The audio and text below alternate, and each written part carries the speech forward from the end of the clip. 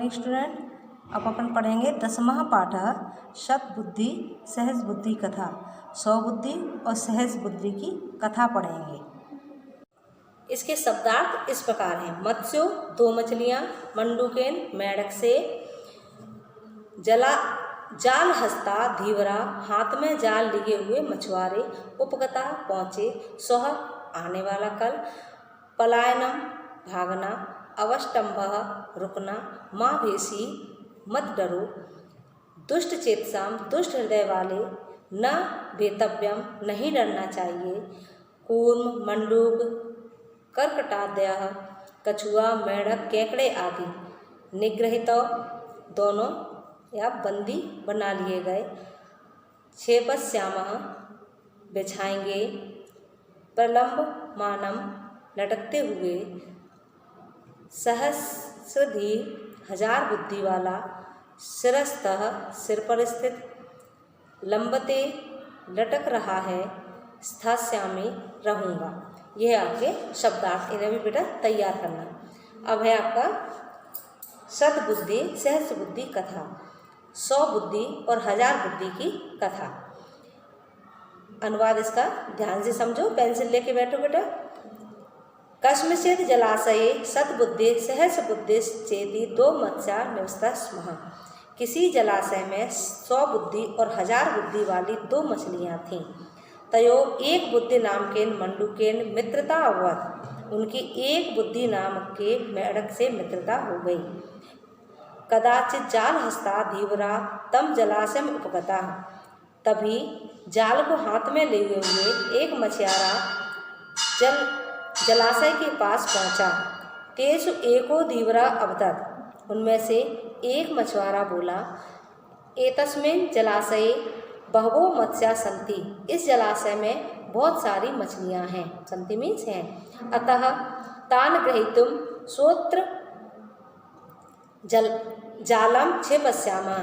के इसलिए उनको पकड़ने के लिए हम कल जाल फेंकेंगे। तच्छ्रुत्वा मत्स्या दुःखिनः अभवत्। यह सुनकर मछलियां दुखी हुईं। तेषु मंडूक प्राह भो सद्बुद्धे श्रुतं धीवरोक्तं व्यवहृता भवता। उनमें से मंडूक बोला,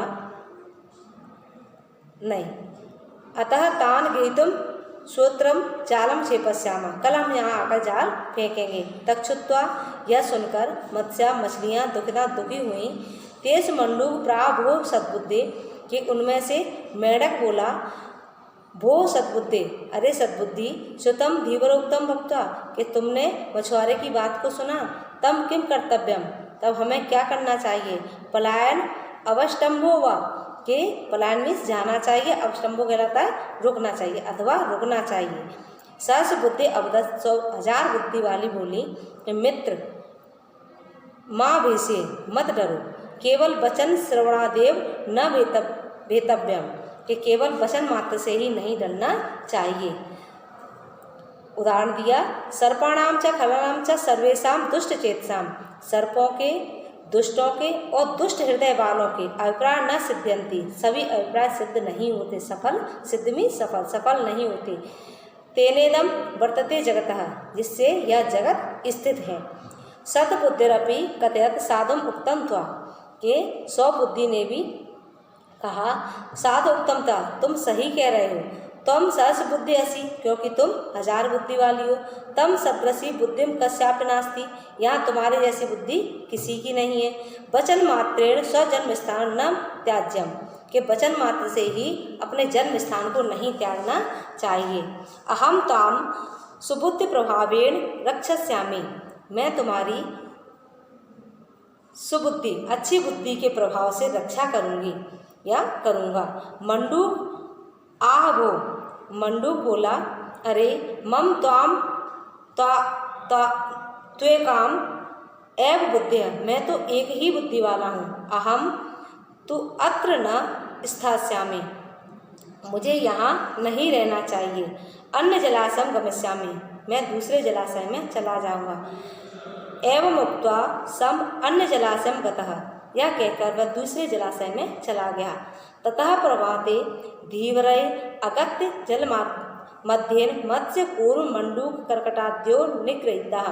तब सुबह होते ही मछुआरे ने आकर के जलाशय के बीच में जाल फैलाया और मछली, कूर्म, कछुआ, मंडूक, मेंढक, कर्कटाद्य, केकड़े आदि को पकड़ लिया। सद्बुद्धि सहस्र बुद्धि मत्स्यो अपि निगृहीतो के 100 बुद्धि और 1000 बुद्धि वाले को भी पकड़ लिया।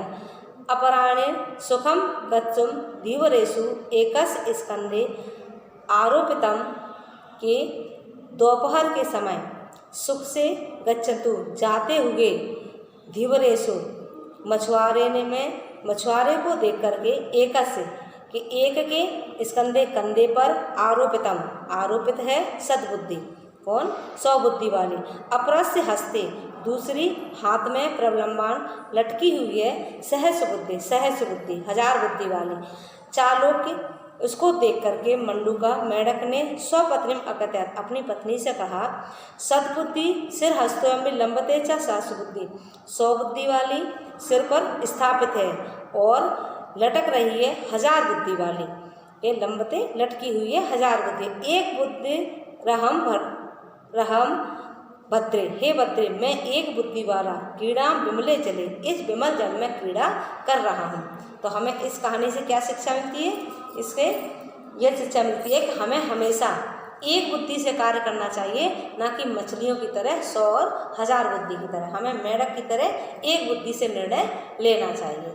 ओके बच्चों, यही हमारी इस कहानी की शिक्षा है। इसे अच्छे ध्यान से इसके